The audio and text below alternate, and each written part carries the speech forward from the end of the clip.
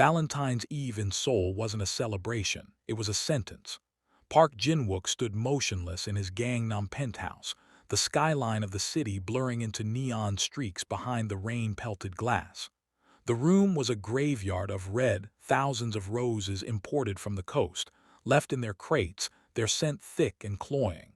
They weren't for a celebration, they were for a ghost. Jin-Wook had buried his heart 3 years ago in a shallow grave of grief and cold steel.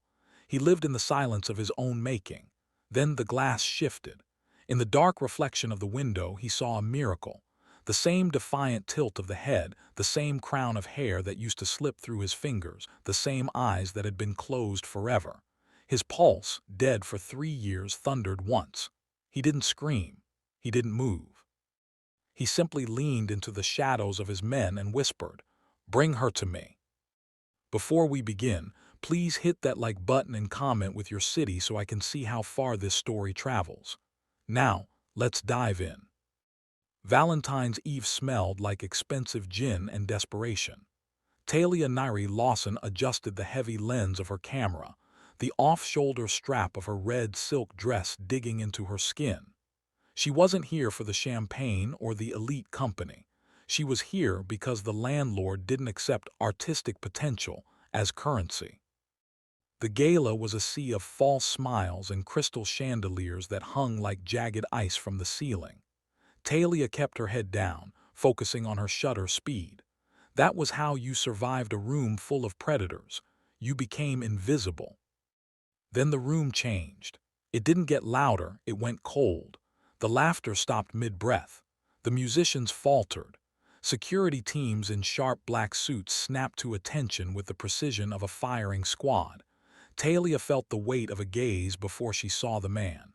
Park Jin-Wook stood at the edge of the balcony, a king looking over a kingdom he was ready to burn. She made the mistake of looking up. Their eyes locked and the air left the room. For the first time in his life, the man who controlled Seoul forgot how to speak. And Talia realized that tonight she wasn't just the photographer, she was the prize. The golden light of the hotel ballroom felt more like a spotlight than an invitation. Talia Lawson shifted the weight of her camera bag, feeling the silk of her red off-shoulder dress rustle against her skin. It was a beautiful dress, a thrifted treasure she'd saved for a night like this. But standing amidst the elite of Seoul, she felt the familiar, sharp edges of being an outsider. Her natural afro, coiled in a tight, crown-like halo, drew glances that ranged from curiosity to cold indifference. She didn't mind. She was here for the shots, not the small talk. She moved through the crowd with the practiced grace of a shadow, capturing the glittering jewelry and the forced laughter of men who owned half the skyline. Each click of the shutter was a step closer to making rent. That was her reality, survival dressed in satin. She took a deep breath, the air thick with the scent of expensive cologne and the hundreds of red roses that lined the walls. It was a romantic's dream, but to her, it smelled like a heavy, suffocating kind of wealth. Talia paused near a towering marble pillar to check her exposure settings. For a moment, she allowed herself to look up, her gaze wandering toward the VIP balconies that overlooked the floor. That's when the temperature of the room seemed to drop 10 degrees. She felt it before she saw him, a sudden, electric prickle at the base of her neck. It was the sensation of being watched, not by a casual passerby, but by something focused and predatory. She turned her head slowly, her eyes climbing the shadows of the mezzanine until they landed on a figure standing by the rail. He was tall, his athletic build cutting a sharp silhouette against the neon-blurred windows behind him. He wasn't wearing a full suit, just a black vest over a white shirt, a look that felt dangerously casual in this sea of tuxedos. Even from this distance, the dark ink of tattoos crawling up his neck were visible, marking him as a man who lived by his own laws. But it was his face that stopped her heart. He wasn't looking at the crowd, he was looking at her. His gaze wasn't the wandering eye of a flirt or the arrogant stare of a billionaire. It was haunted. It was the look of a man seeing a ghost or a miracle he wasn't prepared for. Talia's fingers froze on her camera. She should have looked away. That was the unspoken rule of surviving rooms filled with men like him. But she found herself trapped in the intensity of his stare. In that moment, the music, the clinking glasses, and the murmurs of the elite faded into a dull hum. She saw his lips move, a soft whisper lost to the distance, directed at the wall of black-suited men standing behind him. One of the men nodded, his eyes immediately dropping to Talia. Panic, cold and sudden, flared in her chest. She had spent years learning how to exist in spaces that weren't made for her by being invisible, but the man on the balcony had just stripped that invisibility away. She gripped her camera tight, her pulse thudding against her ribs. She needed to leave. She needed to fade back into the city rain before the gravity of his gaze pulled her under. But as she turned to retreat toward the exit, she saw three men in dark suits detach themselves from the shadows of the bar, their eyes locked onto her crown of curls with military precision. The hunt had begun, and the ballroom was no longer a party. It was a cage. The heavy glass doors of the ballroom felt miles away. Talia moved with an urgency she tried to mask as professional haste, her camera bag bumping rhythmically against her hip. She didn't look back at the balcony. She didn't need to. The phantom heat of Park Jin-Wook's gaze was still searing the skin between her shoulder blades. The air in the hallway was cooler, smelling of floor wax and rain, but the relief was short-lived. The three men she had seen earlier weren't following her. They were intercepting her. They moved with a terrifying, synchronized efficiency, cutting off the angles of the corridor until she was forced to a halt near a decorative alcove. "Miss Lawson," the man in the center said. His voice was like a low-frequency hum devoid of any inflection. He didn't ask her name, he stated it. "Our chairman would like a word." Talia pulled her camera bag tighter, her knuckles turning white against the leather strap. "I'm finished for the night. If the chairman wants the proofs, my agency will send them over on Monday." She tried to step around them, but the man on the right shifted, a wall of broad shoulders and expensive wool blocking her path. He didn't touch her, but the threat was implicit. These were not the kind of men who accepted a polite refusal. They were the kind of men who removed obstacles. "It isn't about the photographs," the lead man said, stepping closer. The light of the hallway caught the edge of a silver pin on his lapel, the insignia of the Valent Syndicate's sole branch. "It is a private matter. He is waiting in the motor pool." "I'm not going anywhere," Talia said, her voice trembling despite her efforts to remain firm. "Move, or I'll start screaming, and I guarantee your chairman doesn't want that kind of press at a charity gala." The lead man's expression didn't flicker. He reached into his jacket, and for a heart-stopping second, Talia thought he was reaching for a weapon. Instead, he pulled out a sleek black smartphone. He pressed a button and held it toward her. "Talia," a voice whispered from the speaker. It wasn't the man in front of her. It was the man from the balcony. The voice was deep, gravelly, and carried a weight of sorrow that felt like a physical pressure. "Please, I have waited 3 years to see that face. Do not make my men be unkind. Just 10 minutes, that is all I ask." The intimacy of the plea was more terrifying than a threat. He spoke as if he knew her, as if they shared a secret history that she had somehow forgotten. Before she could find her breath to argue, the man in front of her gave a subtle nod. "This way, Miss Lawson," he said, his tone shifting from a request to a command. They flanked her, one in front and two behind, forming a human cage of black suits around her red dress. As they led her toward the service elevator, Talia looked at her reflection in the polished gold of the elevator doors. Her afro was still perfectly coiled, her dress still shimmered like a ruby, but her eyes looked back at her with the wide, wild stare of someone who had just stepped off a cliff. The doors slid shut with a silent, final hiss, and as the car began its descent into the bowels of the hotel, she realized that the 10 minutes he promised was a lie. Park Jin-Wook hadn't sent for a guest. He had sent for a ghost he intended to keep. The ride up to the penthouse was a blur of silent, rising numbers on a digital display. When the elevator doors finally whispered open, Talia was met not with a room but with an atmosphere. The air here was thinner, colder, and heavy with the scent of rain and white lilies. The space was vast, a glass-walled sanctuary perched high above the neon arteries of Seoul. It was minimally furnished, low-slung leather chairs, polished stone floors, and a darkness that seemed to swallow the light of the city. In the center of the room stood Park Jin-Wook. He was silhouetted against a massive window, a single glass of amber liquid in his hand. He didn't turn around immediately, but Talia felt the sudden shift in the room's energy the moment she stepped onto the marble floor. "Leave us," he said. The voice was the same one she'd heard through the phone, but in the open air, it carried a vibration that resonated in her chest. His men bowed with synchronized precision and retreated into the elevator, the doors closing with a finality that made Talia's breath hitch. Jin-Wook turned, slowly. Talia had prepared herself for a monster, or at least a man who would look at her with the cold calculation of a king inspecting new property. What she wasn't prepared for was the look of absolute, soul-shattering devastation that crossed his features.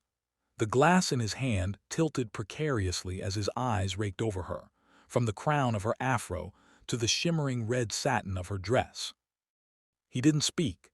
He simply stared, his chest rising and falling in shallow, jagged breaths.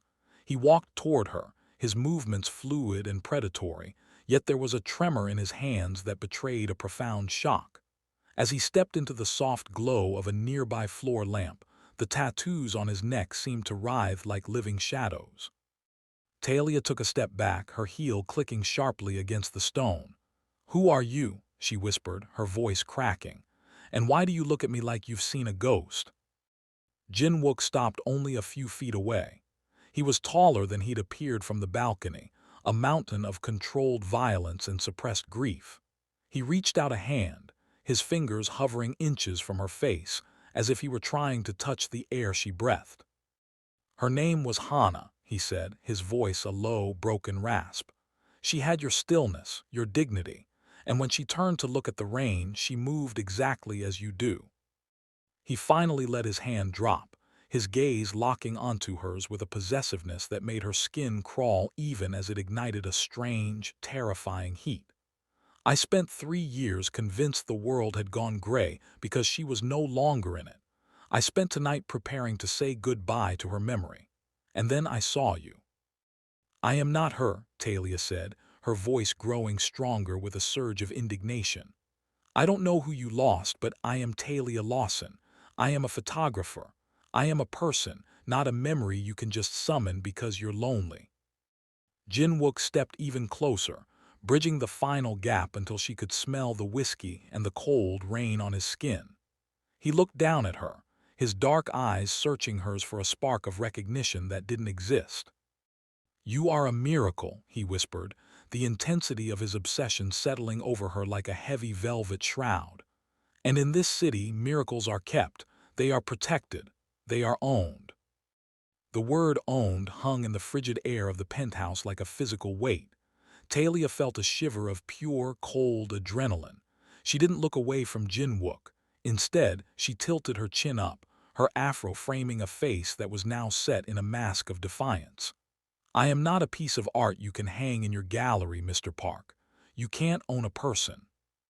Jin-Wook didn't blink.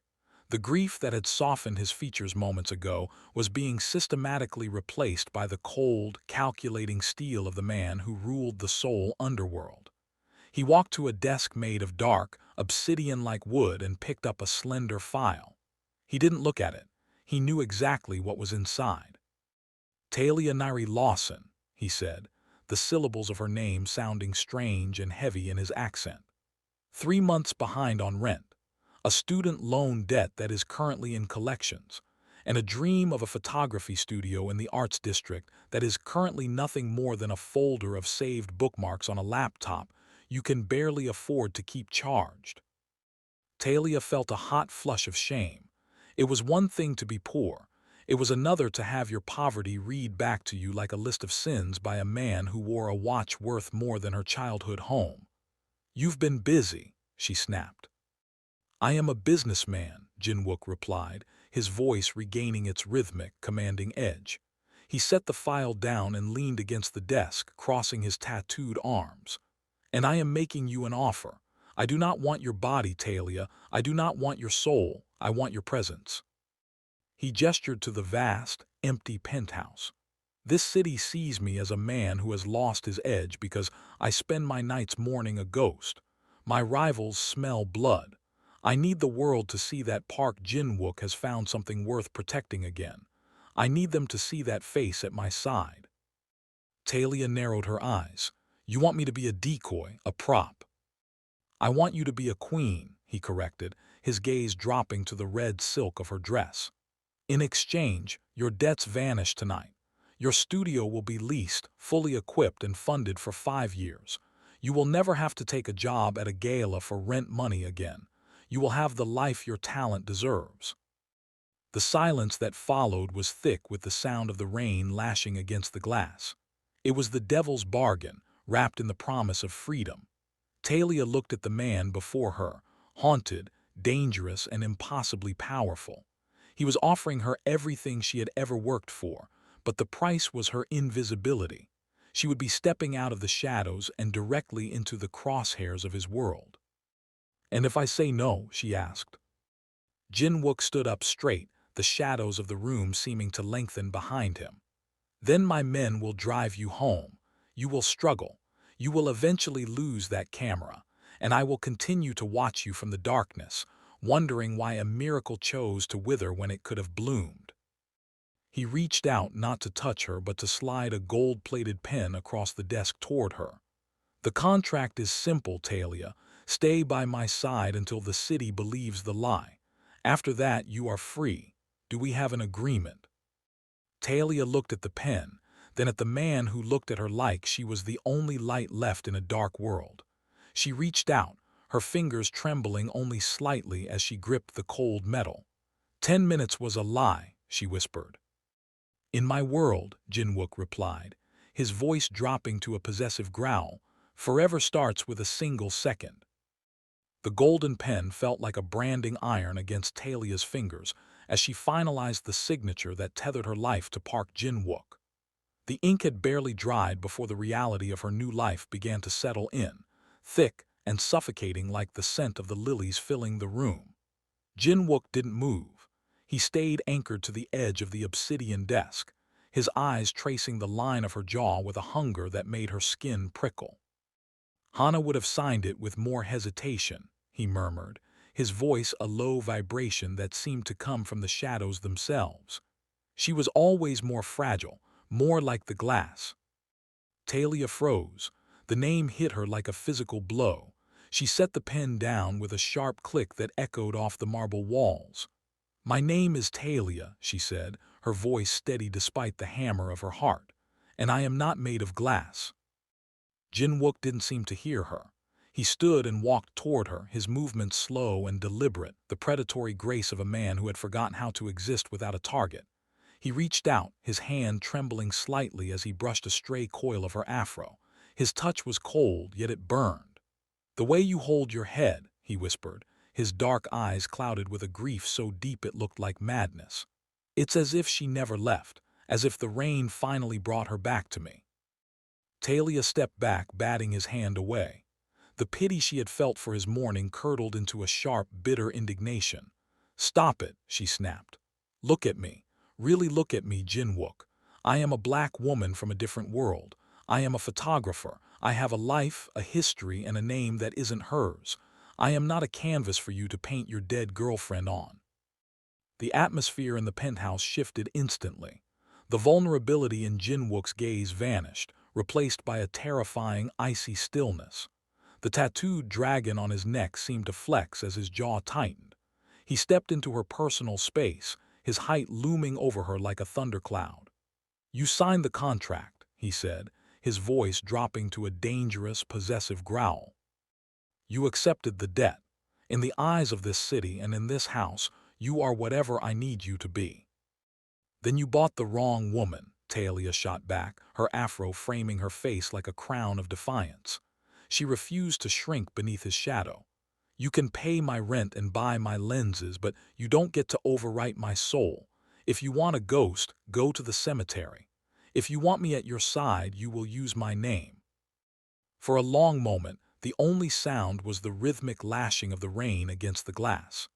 Jin-Wook stared at her, his expression unreadable, a battle raging behind his eyes between the man who mourned and the boss who commanded. He had expected a grateful survivor. He had found a fire he hadn't prepared to contain.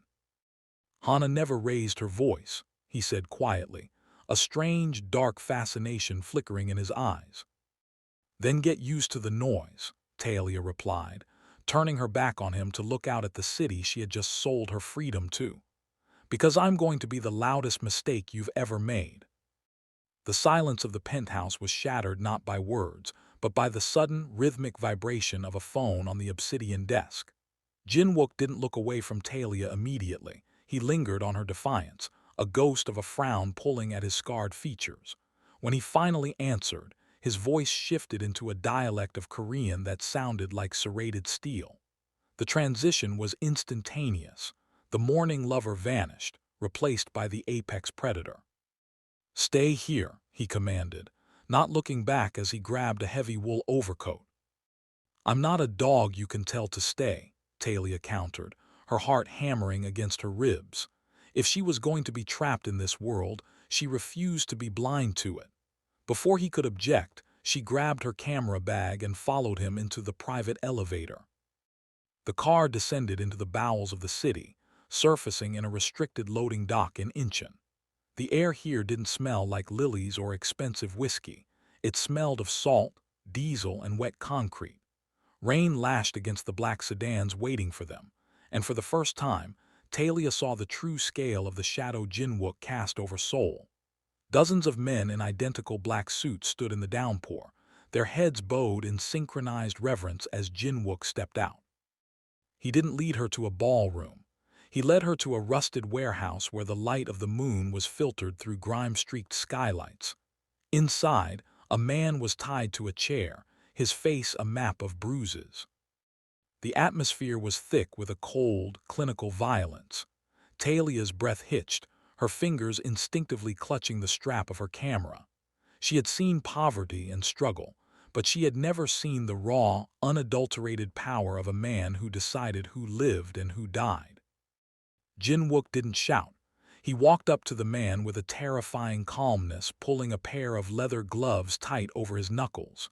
"You were seen at the gala," Jin-Wook said, his voice echoing in the hollow space. "You were looking for the miracle I found. You thought she was a weakness." The man in the chair spat blood, a desperate, gargled laugh escaping him. "She looks just like the dead one, Jin-Wook. The whole city knows you've gone soft for a ghost." The movement was so fast Talia almost missed it. Jin-Wook's fist connected with the man's jaw with a sickening crack. There was no hesitation, no mercy. He struck again, a methodical, rhythmic brutality that made Talia feel like the room was spinning. This was the man she had signed her life away to, not a grieving soul, but a monster who maintained his throne with blood.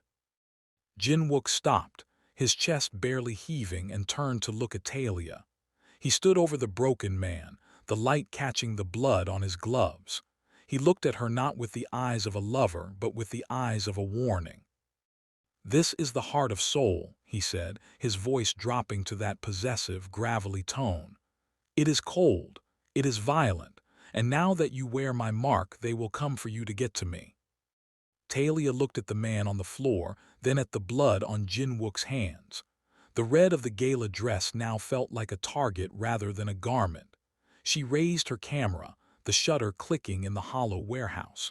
The flash illuminated the violence for a split second.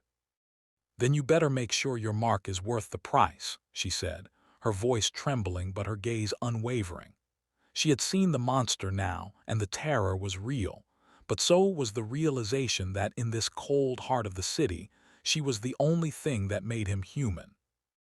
The drive back from Incheon was a heavy, suffocating silence.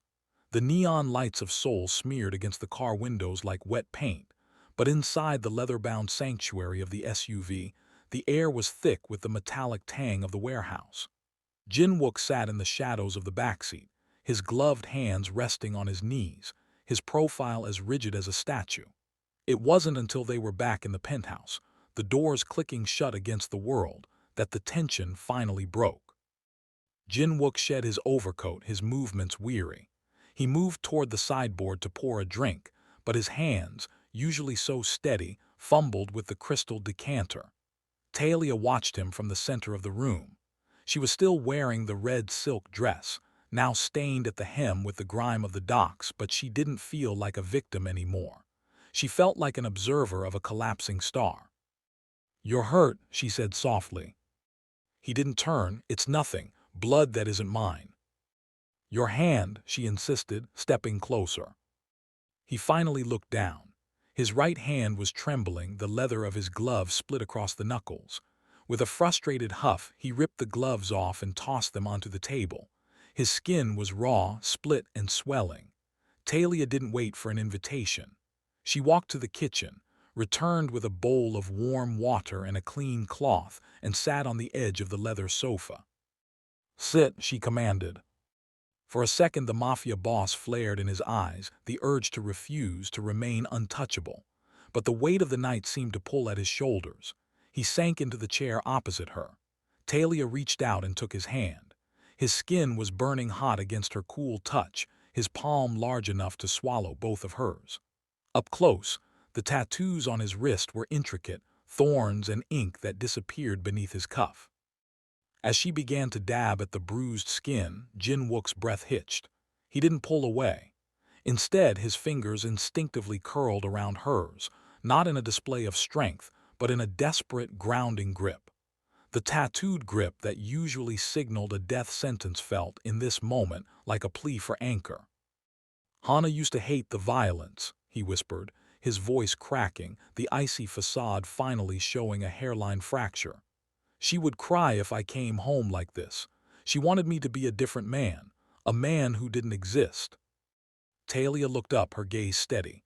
"I'm not crying, Jin-Wook. I'm cleaning the wound. There's a difference." He looked at her then, really looked at her, and for the first time the ghost of Hana wasn't between them.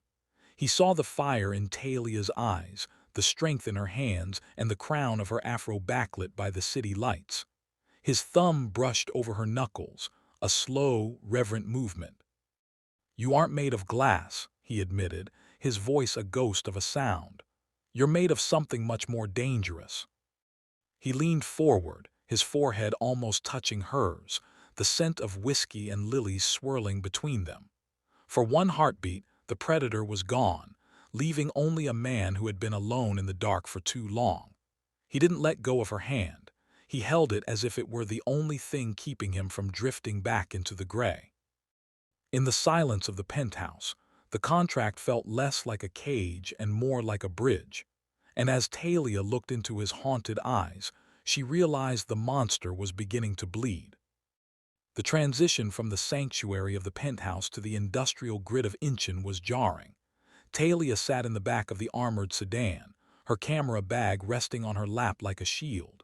She had swapped the red silk for a structured black blazer and slim trousers, but her afro remained her crown, unyielding and bold. Beside her, Jin-Wook was a study in lethal composure. He had bandaged his hand, the white gauze stark against his black sleeve, but his eyes were fixed on the shipping containers that lined the pier like giant, rusted coffins. This was a business meeting, but in Jin-Wook's world, business was a polite word for a standoff. He needed to show the rival Gwang-ho clan that he was back, and he needed them to see the miracle at his side to prove he was no longer a man paralyzed by the past. The meeting took place in a glass-walled office overlooking the shipyard. The air was thick with the smell of salt and cheap cigarettes. As they entered, the chatter of the rival gang died instantly. Every eye moved to Talia. She felt the weight of their judgment, the confusion at her skin, the shock at her hair, and finally, the slow, dangerous realization of the resemblance she carried. She didn't look down. She raised her camera and began to work, the rhythmic click of the shutter punctuating the tense silence. "You brought a toy to a negotiation park." the Guangho leader sneered, leaning back in his chair. He was a man with skin like parchment and eyes that held no light. Or is she the ghost come back to tell us you've lost your mind? Jin-Wook's jaw tightened, but he didn't raise his voice. She is the only reason this city is still standing today, he replied, his voice a low, vibrating warning. Because she reminded me that I have things left to burn. Talia moved to the edge of the room to get a wider angle, but as she adjusted her lens, she saw a flicker of movement in the reflection of the glass. One of the Guangho soldiers wasn't looking at Jin-Wook. He was reaching into the small of his back, his eyes locked on her with a singular, murderous intent. "Jin-Wook," she cried out, her voice cutting through the posturing. The room exploded. The soldier drew a serrated blade, lunging toward Talia before Jin-Wook's men could react. The chair Jin-Wook was sitting and hit the floor as he moved with the speed of a striking viper. He didn't reach for a gun, he reached for her. Talia felt a massive, tattooed hand grab her waist, swinging her behind the solid wall of his chest just as the blade sliced through the air where she had been standing. Jin-Wook's other hand caught the soldier's wrist, the sound of snapping bone echoing in the small office. A guttural roar escaped Jin-Wook, a sound that wasn't about business or territory, but about the raw, primal instinct to protect what was his. He slammed the soldier into the glass wall, the pained spider-webbing behind them. "Touch her again," Jin-Wook whispered into the man's ear, his face inches from the rival's terror, "and I will turn Inchin into a funeral pyre." Talia stood trembling, her camera still clutched in her hands. She had seen him as a mourner and a monster, but as he stood there, shielding her body with his own, she realized the stakes had changed. She wasn't just a substitute anymore. She was a target, and Jin-Wook was no longer just a boss. He was a man who had finally found something he was willing to go to war for. The adrenaline from the shipyard hadn't faded by the time they reached the penthouse. It had only curdled into a thick, uneasy curiosity. Jin-Wook had disappeared into his study the moment they arrived, his face a mask of cold fury that Talia knew wasn't directed at her, but at the world that dared to touch her. Left alone in the vast, silent expanse of the apartment, Talia found herself wandering. The penthouse felt different now, less like a palace and more like a museum of things left unsaid. She moved down a long, dimly lit hallway she hadn't explored before, her footsteps silenced by the heavy carpet. At the very end stood a door of dark, polished mahogany, unlike the modern glass and steel of the rest of the home. It didn't have a digital keypad, only a heavy silver handle that looked decades old. Talia hesitated, her hand hovering over the metal. She knew she shouldn't, but the miracle he claimed she was felt like a lie she needed to unmask. The door groaned softly as she pushed it open. The air inside was stagnant, trapped in a different era. It was a room draped in deep red velvet, heavy curtains that blocked out the Seoul skyline, a plush chaise lounge, and walls lined with mahogany shelves. But it wasn't the furniture that stopped Talia's heart. It was the photographs. Hundreds of them. Every inch of the wall was a shrine to Hana. Talia felt a dizzying sense of vertigo as she walked deeper into the room. She saw Hana laughing in a garden, Hana reading by a window, Hana in the same style of red dress Talia had worn to the gala. The resemblance was more than haunting. It was identical. The same crown of curls, the same tilt of the chin, the same cautious dignity in the eyes. On a central pedestal sat a small, velvet-lined box. Inside lay a necklace, a delicate gold chain with a single, blood-red ruby. Beside it was a journal, its pages yellowed. Talia reached out, her fingers trembling as she touched the frame of a photo of Hana looking out at a rainy window. She loved the rain, a voice rasped from the doorway. Talia spun around, her heart leaping into her throat. Jin-Wook stood there, framed by the shadows of the hallway. He didn't look angry, he looked hollowed out, as if the room were draining the life from him. "Is this what I am to you?" Talia whispered, gesturing to the sea of identical faces. "A way to populate this room again, to bring a ghost back to life." Jin-Wook walked in, his presence making the small, velvet room feel suffocatingly tight. He stopped in front of a portrait of Hana, his eyes filled with a grief so sharp it felt like a blade. "I built this room so I wouldn't forget, but the more I sat here, the more she faded, until the night I saw you." "I am not her," Talia said, her voice cracking with the weight of the realization. She felt like a trespasser in her own life. "You aren't protecting me, Jin-Wook. You're protecting a memory you've wrapped in my skin." Jin-Wook turned to her, and for the first time he didn't reach for her. He looked at the ruby necklace, then back at Talia. "The world is coming for you because they think you are my heart," he said, his voice dropping to a low, pained whisper. "But they don't know that you've already started to replace it." Talia looked at the red velvet secrets surrounding them and realized that the contract hadn't just bought her presence. It had made her a prisoner of a dead woman's shadow. If she wanted to survive, she would have to burn this room down, or find a way to make Jin-Wook see the woman standing in the light, not the one hidden in the dark. The heavy, stagnant air of the red velvet room felt like it was lungs deep in Talia's chest. She looked at the gallery of Hana's faces, each one a mirror of her own, yet each one a lie she was being forced to live. The silence was absolute, broken only by the muffled thunder of the soul storm outside. Jin-Wook stood perfectly still, his shadow stretching across the floor until it touched the hem of her dress, a dark tether she was no longer willing to accept. "Get out," Talia said. Her voice was low, but it carried a sharp, crystalline edge that cut through the funereal atmosphere of the shrine. Jin-Wook's eyes narrowed, the grief in them momentarily eclipsed by the cold authority of a man unaccustomed to being commanded. "Talia, you don't understand the danger." "I understand that I am a ghost to you," she shouted, the sound erupting from her like a long-suppressed fire. She stepped toward him, invading the space he usually used to intimidate others. "I understand that every time you look at me, you're searching for her. You aren't protecting me from your enemies, Jin-Wook. You're protecting your delusion from the truth." She reached up and grabbed the small, gold-framed photo of Hana from the pedestal, thrusting it toward his chest. "Look at her. She's dead. She is a memory and she is gone, and I am standing right here. My name is Talia Nairi Lawson. I have a voice that is louder than hers. I have a heart that beats for a future, not a past, and I will not spend another second being a hollow shell for your mourning." Jin-Wook's jaw tightened so hard the muscle leaped beneath his skin. He reached out, his fingers hovering near the photo, but he couldn't bring himself to take it.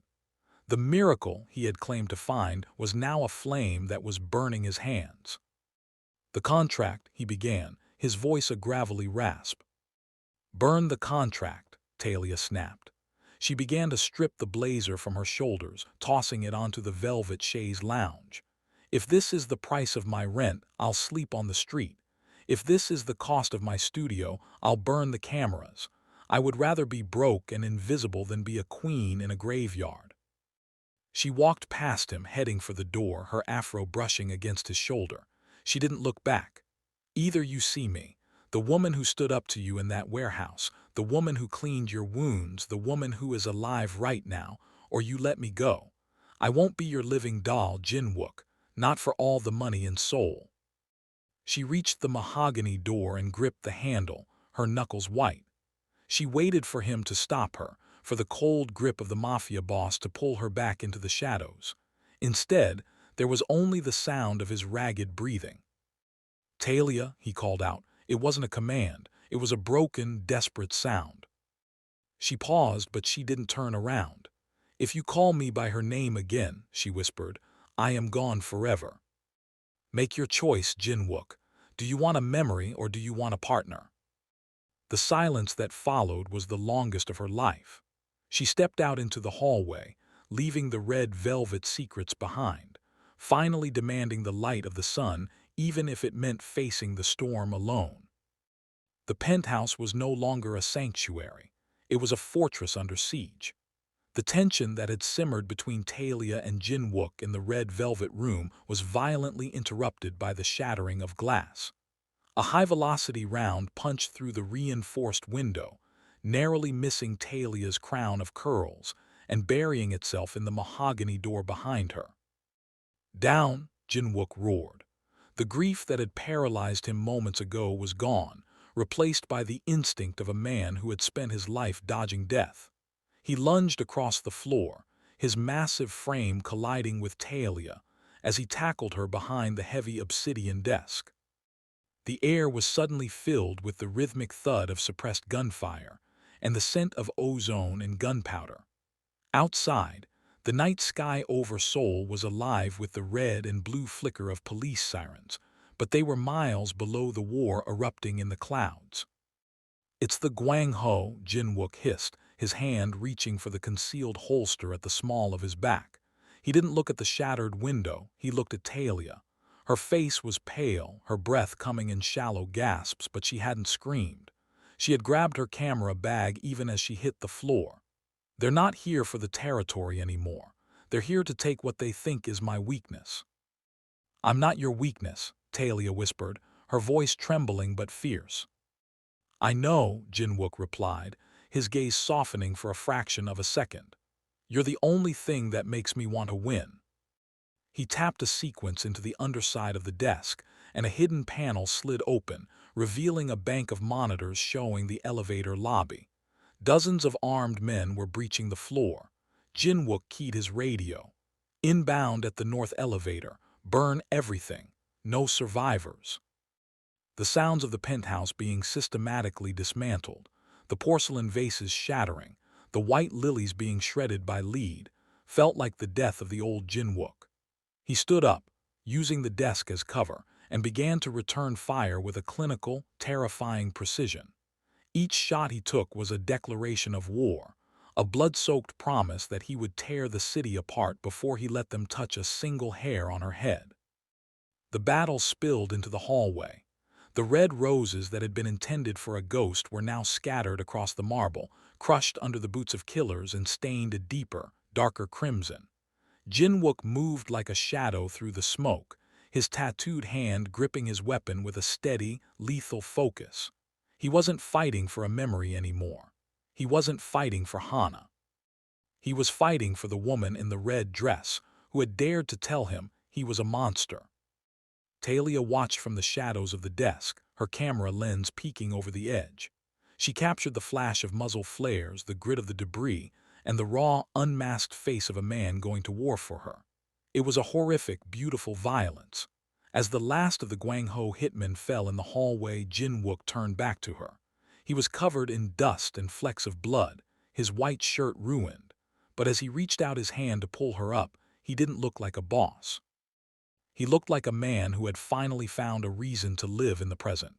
The roses were dead, the penthouse was a wreck, but for the first time in 3 years, the air felt clear.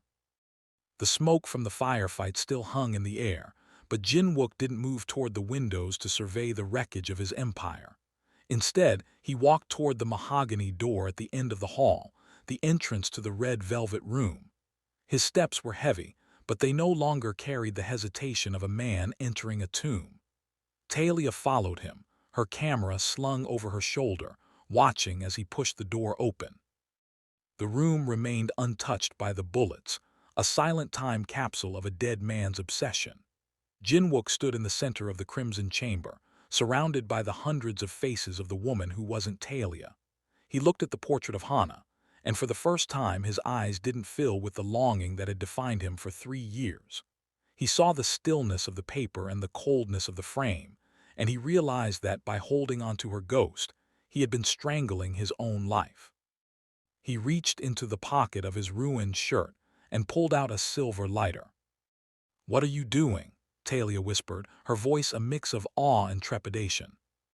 "I spent 3 years trying to keep the rain from touching her," Jin-Wook said, his voice dropping to a low, decisive rasp. "But the rain is part of the world, and you are the world, Talia." He flicked the lighter. The flame was a small, defiant spark in the dim room. Without a word, he held it to the corner of the largest portrait of Hana. The paper curled, then caught, a hungry orange glow devouring the image of the woman in the red dress. He moved through the room with a methodical, purgative focus, setting fire to the velvet curtains, the yellowed journals, and the shrines of the past. As the heat rose, the red velvet secrets began to blacken and ash. The scent of lilies was replaced by the sharp, cleansing smell of fire. Jin-Wook turned to Talia, the flickering light of the inferno casting his tattoos into sharp relief. He reached out and picked up the gold-plated pen from the floor where it had fallen during the attack. He snapped it in half and tossed it into the growing flames. "The contract is gone," he said. The roar of the fire provided a chaotic backdrop to the newfound clarity in his gaze. "The debt is paid. You are not a replacement, and you are not a miracle meant to save me. You are just you." Talia looked at the flames, then back at the man who had just burned his only sanctuary to stand beside her. The grief that had been his armor was gone, leaving him raw and real. She reached out, her hand finding his, her fingers interlacing with his bruised, bandaged ones. "I told you I was going to be your loudest mistake," she murmured, a faint, defiant smile touching her lips. "It wasn't a mistake," Jin-Wook replied, pulling her closer until the heat of the fire and the heat of his body were indistinguishable. "It was the only thing I've ever gotten right." They stood together in the doorway as the room of ghosts became a room of ash. Behind them, the penthouse was a wreck of broken glass and spent casings, but as the fire reflected in Talia's eyes, Jin-Wook knew he was no longer looking at a ghost. He was looking at his future, and for the first time in 3 years, he wasn't afraid to let the past burn. The embers of the red velvet room were still pulsing with a dying orange heat when the heavy silence of the penthouse was broken by the sound of approaching sirens and the distant, frantic shouting of Jin-Wook's remaining security detail. The air was thick with the scent of charred history and ozone. Jin-Wook stood amidst the ash, his shoulders tense, his hand already reaching for a fresh magazine for the weapon tucked into his waistband. He turned to Talia, his eyes dark with a protective, familiar fury. "My men are clearing a path to the service tunnel," he said, his voice regaining that low, commanding vibration. "You'll take the armored SUV. They'll take you to a safe house in Jeju. I'll stay and finish this." He moved to grab her arm, to steer her toward the exit as he had done so many times before, treating her like a precious object to be moved across a chessboard. But Talia didn't move. She planted her feet on the soot-stained marble and stepped out of his reach. "No," she said. The word was quiet, but it carried a weight that stopped Jin-Wook in his tracks. "Talia, this isn't a debate. The Gwangho will send a second wave. I won't lose you." "You won't lose me because I'm not running," Talia countered, her voice growing stronger. She stepped into the center of the room, her crown of curls backlit by the smoldering ruins of the shrine. She looked at the blood on his shirt and the chaos of the penthouse, then she reached out and took the weapon from his unresisting hand. She didn't point it, she simply held it, proving she was no longer afraid of the tools of his trade. "You spent tonight burning your past to prove I'm not a replacement," she said, her eyes locking onto his with a fierce, unyielding clarity. "Now stop treating me like a victim. You want the city to see that Park Jin-Wook has found something worth protecting. Then let them see that I am the one standing beside you, not behind you." She walked toward the primary monitors on the obsidian desk, her fingers flying across the keys with the same precision she used to adjust her camera settings. She pulled up the external feeds, identifying the heat signatures of the Gwangho reinforcements gathering in the courtyard. "They think I'm your weakness, Jin-Wook. They think I'm the prey that lured the tiger out of his cage." She looked back at him, her expression a mask of cold, beautiful defiance. "Call your men. Tell them the orders have changed. We aren't retreating. We're going to end this tonight on our terms." Jin-Wook stared at her, the shock in his gaze slowly melting into a dark, visceral respect. He saw the woman who had walked into the silent room of the gala and accidentally changed his fate, but he also saw the partner he had unknowingly forged in the fire. He had given 1,000 commands in his life, but as he reached out and took his weapon back, he bowed his head slightly, a gesture of submission to her strength. "What is the order, Talia?" he whispered, his voice a gravelly mix of awe and obsession. Talia straightened her blazer, her gaze fixed on the monitors where the enemy waited.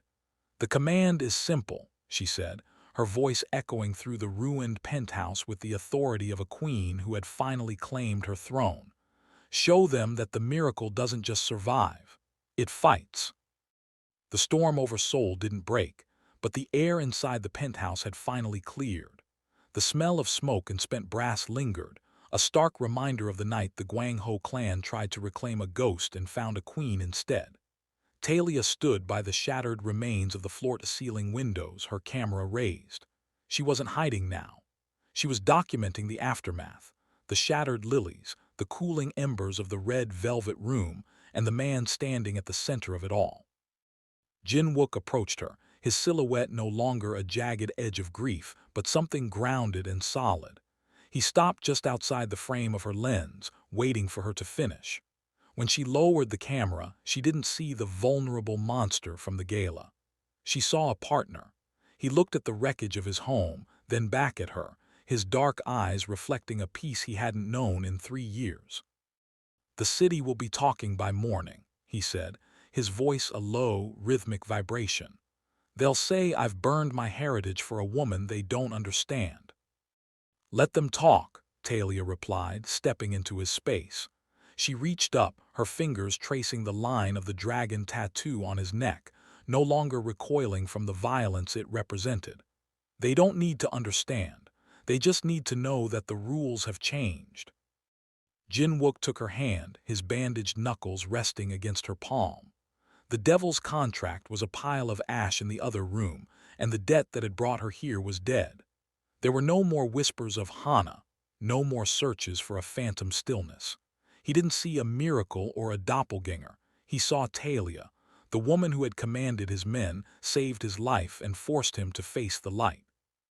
"I promised you a studio," he murmured, his thumb stroking her wrist, "and a career that would make you invisible no longer." "I'll take the studio," Talia smiled, a spark of her old defiance flickering in her eyes. "But I think I'm finished being invisible. Seoul needs a new perspective, and I'm the only one with the lens to capture it." He pulled her closer, his forehead resting against hers as the first light of a new day began to bleed through the rain-streaked clouds. The silent room of his life was gone, replaced by the loud, vibrant reality of the woman in his arms. They were no longer a boss and his captive, or a mourner and his ghost. They were a new legacy, built on the ruins of a dark past and the truth of a dangerous present. As the sun finally broke over the Gangnam skyline, illuminating the crown of Talia's afro and the steady, possessive strength in Jin-Wook's gaze, the city below felt smaller, less intimidating. The hunt was over and the era of obsession had evolved into something far more powerful, an alliance. Together, they turned away from the wreckage and looked out at the horizon. Valentine's Eve had started with a command for a ghost, but it had ended with a choice for the living. And as they stepped toward the future, the world learned a final, chilling truth. Park Jin-Wook was no longer mourning, and Talia Nari Lawson was no longer prey. They were the new masters of the dark. I hope you enjoyed this journey with Park Jin-Wook and Talia Nari Lawson. Please like and subscribe to see more stories like this. See you in my next video.